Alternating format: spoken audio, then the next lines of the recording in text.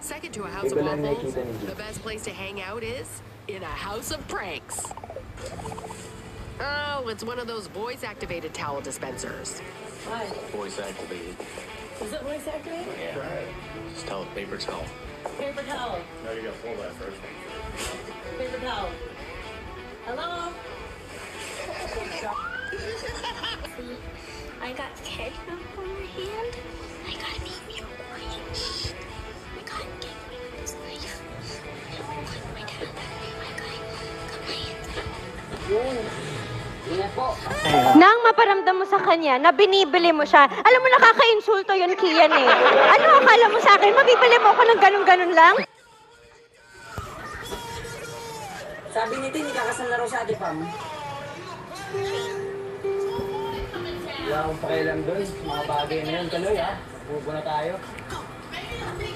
Move on na ba talaga, boss? Eh, bakit parang ang dami mong tinagang buko?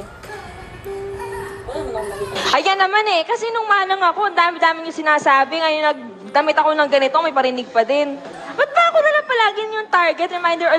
Reminder ha, tawa ko. Ha? Hindi ako dartboard, so yes, I have feelings. Bago na pala yung isip ko. Gagawa na lang ako ng sisig, ikaw na rin tatagtarin ko ha. That is quite an achievement. Tsaka-tsaka ba yun, boss? Tagos ba? Tatagos ko sa ito eh. Ano, umalis ka dito. Ew.